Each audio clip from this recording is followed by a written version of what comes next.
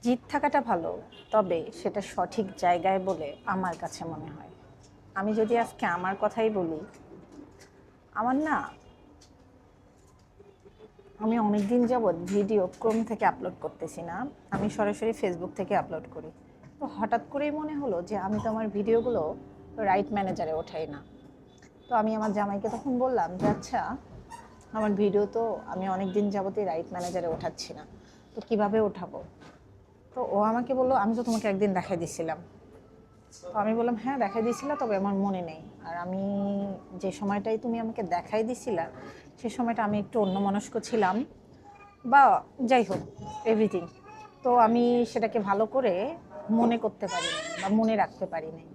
তো আমি যখন নেক্সট টাইম ওর কাছে মানে শেখায় যাচ্ছি বা বললাম, তো আমাকে বলতেছে এটা তো তোমার সমস্যা, তুমি এটার জন্য তুমি আমাকে বারবার বলবা যে তুমি এটা করো নাই, এটা তো তোমার সমস্যা, তুমি শিখবা কোনো কিছু, তুমি আমাকে বারবার বলবা। তো আমি তখন একটু অবাক হয়ে বললাম যে আচ্ছা, তুমি তো আমার কাছের মানুষ, তাহলে তোমার কাছ থেকেও যদি আমি শিখতে চাই, তাহলে কেন আমাকে বারবার বলে শিখতে হবে? তো ও আমাকে একটা কথা বললো যে তোমাদের মেয়ে মানুষদের এই একটাই সমস্যা। আমি একটু অবাক হলাম যে আসলেই কি এটা আমার সমস্যা নাকি সব মেয়েদের সমস্যা। তো যাই হোক, তারপরে আমি একটু চুপ থাকলাম আর কি, রাগারাগি না করে একটু চুপ থাকলাম। আর ওকে বললাম যে তুমি কি এখন আমাকে দেখাই দিবা? তো বলতেছে হ্যাঁ দেখাই দিব, কিন্তু তোমাকে আমাকে বলতে হবে, আমি তো তোমার বউ, মানে এতটুকু আমি তো তোমার কাছ থেকে পেতেই পারি। তো বলতেছে না, এটা তোমার সমস্যা, তোমার সমস্যাটাকে তোমাকেই সমাধান করতে হবে, এবং তুমি এটা কিভাবে করবা সেটা তোমার ব্যাপার। তো আমি আর তর্কেও গেলাম না, না যে ওকে বললাম যে আচ্ছা ঠিক আছে, আমি তোমার কাছ থেকে শিখে নেব।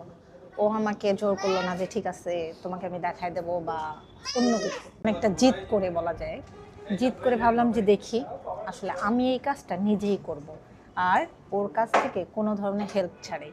আমি নর্মালি অত ফোন চাপাচাপি করি না, আর আমার ফোনের প্রতি অতটা অভিজ্ঞতা নেই। তো তারপরেও আমি ফোনটাকে একটু চাপাচাপি করার চেষ্টা করলাম, তো দেখি আমি পারি কিনা। তো ফাইনালি যেটা হলো যে না, আমি সত্যিই খুঁজে পাইলাম যে কিভাবে ভিডিও রাইট ম্যানেজারে ওঠায়। এটা কিন্তু অনেকেই জানে না, এবং আমরা যদি ইউটিউবে সার্চ দিই, সার্চ দিলেও কিন্তু আসবে না। সো এটা অনেকেই জানে না।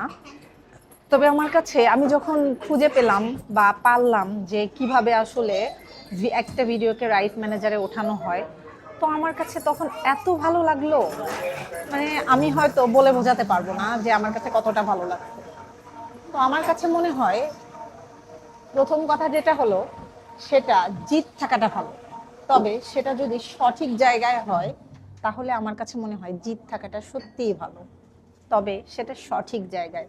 আর দ্বিতীয় কথা যেটা, সেটা হলো যে নিজের কাজটা সব সময় নিজেকেই করতে হবে, আপনাকে কেউ কখনোই করে দেবে না।